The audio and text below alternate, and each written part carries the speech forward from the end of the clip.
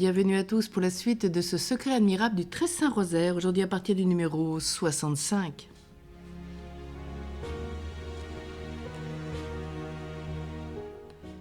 Nous sommes à la 22e rose, c'est un parallèle avec le numéro 61. La méditation des mystères nous conforme à Jésus. Le soin principal de l'âme chrétienne est de tendre à la perfection. Soyez les fidèles imitateurs de Dieu comme ses enfants bien-aimés, nous dit le grand apôtre saint Paul dans son épître aux Éphésiens, chapitre 5, verset 1. Cette obligation est comprise dans le décret éternel de notre prédestination comme l'unique moyen ordonné pour parvenir à la gloire éternelle. Saint Grégoire de Nice nous rappelle et dit gracieusement que nous sommes des peintres. Notre âme est la toile d'attente sur laquelle nous devons appliquer le pinceau. Les vertus sont les couleurs qui doivent relever son éclat.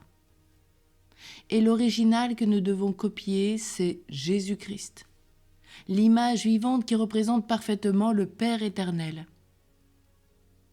Comme donc un peintre, pour tirer un portrait au naturel, se met devant les yeux l'original et qu'à chaque coup de pinceau qu'il donne, il regarde, de même le chrétien doit toujours avoir devant les yeux la vie et les vertus de Jésus-Christ pour ne rien dire, ne rien penser, ne rien faire qui n'y soit conforme.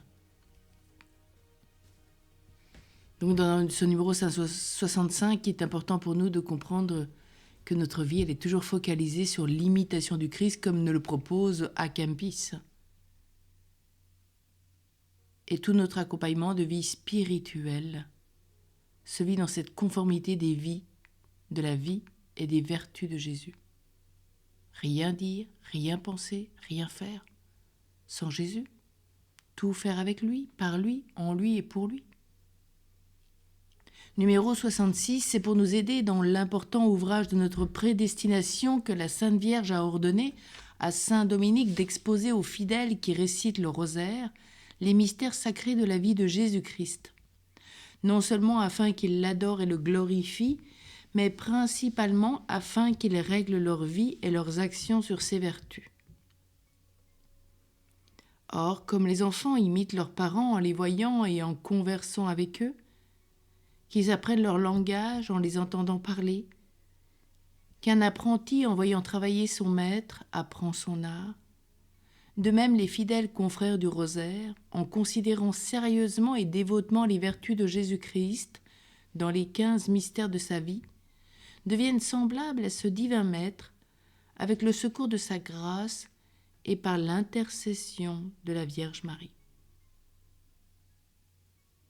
Secours de la grâce, intercession de Marie, sans quoi nous ne pouvons rien faire. Numéro 67, si Moïse ordonna au peuple hébreu de la part de Dieu même de ne jamais oublier les bienfaits dont il avait été comblé, à plus forte raison le Fils de Dieu peut-il nous commander de graver dans notre cœur et d'avoir sans cesse devant les yeux les mystères de sa vie, de sa passion et de sa gloire, puisque ce sont autant de bienfaits dont il nous a favorisés et par lesquels il nous a montré l'excès de son amour pour notre salut. Ô vous tous qui passez, dit-il, arrêtez-vous et considérez s'il y eut jamais douleur semblable aux douleurs que j'endure pour votre amour. Lamentation 1, 12. Souvenez-vous de ma pauvreté et de mes abaissements, pensez à l'absinthe et au fiel que j'ai pris pour vous dans ma passion. Lamentation 3, 19. Ces paroles et beaucoup d'autres qu'on pourrait alléguer nous convainquent assez de l'obligation que nous avons de ne pas nous contenter de réciter le rosaire vocalement en l'honneur de Jésus-Christ et de la Sainte Vierge, mais de le réciter avec la méditation des mystères sacrés. Je crois que c'est important de bien comprendre, surtout pour les débutants, prier le rosaire en récitant avec la méditation des mystères sacrés. C'est-à-dire qu'on prend Bible en main comme Saint Louis-Marie Grillon de Montfort, Annonciation, Luc 1, et tous ces parallèles que vous trouvez dans la marge. Et comme dit Saint Louis-Marie Grillon de Montfort, lis ce que tu pries. Comme nous allons prier le mystère de l'Annonciation, d'abord, alors pour certains, ils peuvent lire et prier en même temps. D'autres n'y arrivent pas. Comme Saint Louis-Marie de Montfort, il disait d'abord, je lisais le mystère de l'Annonciation et ensuite je le priais, en m'efforçant de voir tout ce que je pouvais y découvrir. Et puis la grâce aussi, bien de remercier Moïse pour tout ce qu'il a reçu dans ses bienfaits et ses commandements qui sont des bornes d'amour. 10 bornes d'amour, 10 bornes de vie pour rester sur le chemin, la vérité et la vie qu'est le Christ. À la 23e rose, le rosaire est mémorial de la vie et de la mort de Jésus. Au numéro 68, donc Jésus-Christ, le divin époux de notre âme, notre très doux ami, Jésus désire que nous nous souvenions de ses bienfaits et que nous les estimions sur toute chose. Il y a une joie accidentelle aussi bien que la Sainte Vierge avec tous les saints du paradis. Lorsque nous méditons dévotement et avec affection sur les mystères sacrés du rosaire, qui sont les effets les plus signalés de son amour pour nous et les plus riches présents qu'il puisse nous faire, puisque c'est par de tels présents que la Sainte Vierge même et tous les saints jouissent de la gloire. La bienheureuse Angèle de Foligno pria un jour notre Seigneur de lui enseigner à quel exercice elle l'honorerait le plus. Il lui apparut attaché à la croix et lui dit « Ma fille, regarde mes plaies. » Elle apprit de ce très aimable Sauveur que rien ne lui est plus agréable que la méditation de ses souffrances. Ensuite, il lui découvrit les blessures de sa tête et plusieurs circonstances de ses tourments et lui dit « J'ai souffert tout cela pour ton salut, que peux-tu faire qui égale mon amour pour toi ?» Donc, méditation de la Passion, méditation des mystères douloureux du rosaire. Puis vient au numéro 69 toute l'importance du mystère eucharistique. Le saint sacrifice de la messe honore infiniment la très sainte Trinité parce qu'il représente la passion de Jésus-Christ que nous y offrons les mérites de son obéissance, de ses souffrances et de son sang. Toute la cour céleste en reçoit ainsi une gloire accidentelle et plusieurs docteurs, avec saint Thomas d'Aquin, nous disent pour la même raison qu'elle se réjouit de la communion des fidèles, parce que le Saint-Sacrement est un mémorial de la passion et de la mort de Jésus-Christ, et que par ce moyen les hommes participent à ses fruits et avancent l'affaire de leur salut. Or, le Saint-Rosaire récité avec la méditation des mystères sacrés est un sacrifice de louange à Dieu pour le bienfait de notre rédemption et un dévot souvenir des souffrances, de la mort et de la gloire de Jésus-Christ. Il est donc vrai que le rosaire cause une gloire, une joie accidentelle à Jésus-Christ, à la Sainte Vierge et à tous les bienheureux, car il ne désire rien de plus grand pour notre bonheur éternel que de nous voir occuper un exercice aussi glorieux à notre Sauveur et aussi salutaire pour nous. On a bien compris donc 2 choses importantes, l'Eucharistie, où on vit un mémorial. Je rappelle qu'un mémorial, ce n'est pas simplement faire mémoire d'un événement passé de la Sainte Seine il y a 2000 ans. Le mémorial, c'est Jésus qui est réellement présent sur l'autel, qui vit son mystère d'incarnation avec le gloire à Dieu. On revit tout le mystère de sa vie publique avec l'annonce de la parole de Dieu et le mémorial de toute la passion, c'est-à-dire Jésus qui est réellement présent et qui revit sa passion ensanglantée sur l'autel. Je rappelle que quand le prêtre brise l'hostie, c'est le moment de la mort du Christ. Et quand il unit la parcelle du corps au sang du Christ, mystère de résurrection, nous expliquent les saints. Et puis bien sûr la grâce du rosaire, donc sacrifice de louange à Dieu.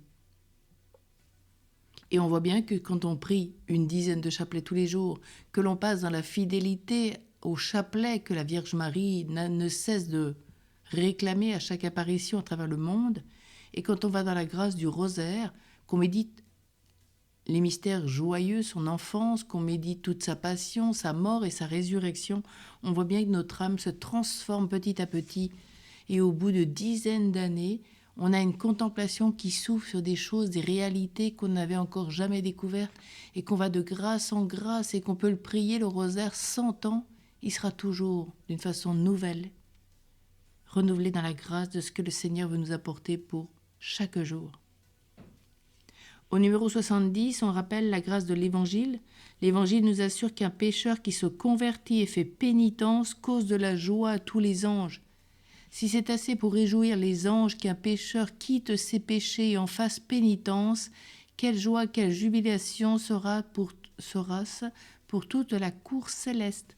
Quelle gloire pour Jésus-Christ même de nous voir sur la terre, méditer dévotement et avec amour sur ses abaissements, sur ses tourments, sur sa mort cruelle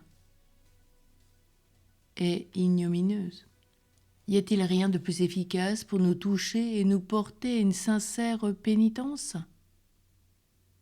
Le chrétien qui ne médite pas sur les mystères du rosaire montre une grande ingratitude pour Jésus-Christ et le peu d'estime qu'il fait de tout ce que le divin Sauveur a souffert pour le salut du monde. Sa conduite semble dire qu'il ignore la vie de Jésus-Christ, qu'il se met fort peu en peine d'apprendre ce qu'il a fait, ce qu'il a souffert pour nous sauver. Ce chrétien doit fort craindre que n'ayant pas connu Jésus-Christ, ou ne l'ayant mis en oubli, il ne le rejette au jour du jugement avec ce reproche : « Je vous le dis en vérité, je ne vous connais point. » Matthieu 25, 12. Méditons-nous donc sur la vie et les souffrances du Sauveur par le Saint-Rosaire, apprenons à bien le connaître, à le reconnaître à ses bienfaits, afin qu'il nous reconnaisse pour ses enfants et pour ses amis au jour du jugement. C'est impressionnant quand même. La grâce de l'Évangile, où on y médite toute la vie de Jésus. D'où l'importance, même pour un débutant, de bien le faire entrer dans la démarche des 3 évangiles au moins synoptiques, Marc, Matthieu, Luc. Puis après, on s'ouvre à Saint Jean, qui a une particularité différente et qui n'est pas toujours plus facilement compréhensible aux débutants. Puis après, quand on a médité, en fait, c'est l'histoire d'une vie, l'Évangile. Et après, on médite tous les parallèles et on va dans l'Ancien Testament, car le Nouveau Testament confirme l'Ancien. Et la parole de Dieu ne fait qu'une. Il faut la prendre tout entière. Puis ce qui est impressionnant, c'est qu'il y a tout le développement par le rosaire des vertus, des mérites. Et ce qui est vraiment peut-être important aussi à retenir aujourd'hui, c'est que le chrétien qui ne médite pas sur les mystères du rosaire, c'est-à-dire qu'on peut dire notre rosaire de bouche. Ça veut dire, comme dit Grimm Montfort, ça veut dire je l'ai prié pour dire le prier. Alors je suis d'accord, parce que des jours je vais au travail en voiture, voilà, donc ça me permet de prier certains chapelets, de ne pas rester dans l'oisiveté spirituelle. Voilà, si la contemplation ne me vient pas, bien au moins méditer le rosaire, c'est plus facile. Je peux le faire en faisant le ménage, etc., en travaillant, toute forme de travail. On peut faire le travail des champs, du jardin, du garage, enfin tout ce que vous voulez. Réparer une voiture. Voilà, tous ceux qui n'ont pas... tous ceux qui ont un travail manuel peuvent prier tout au long de la journée. Mais Guillaume Montfort dit bien que le chrétien doit méditer les mystères pour en obtenir le fruit. C'est pour ça qu'on annonce, par exemple, l'Annonciation, donc on médite ce mystère complet, avec tout ce qui nous vient de l'Évangile, des pères de l'Église, du magistère sur ce mystère, et c'est colossal l'enseignement de l'Église à ce sujet. Et dans cette méditation, eh bien, on obtient ce fruit de l'humilité, qui est le chemin pour entrer dans la grâce de Dieu. Et il dit bien que si on ne prie pas comme cela, en méditant, eh bien, nous sommes des ingrats. Et donc, on perd la grâce.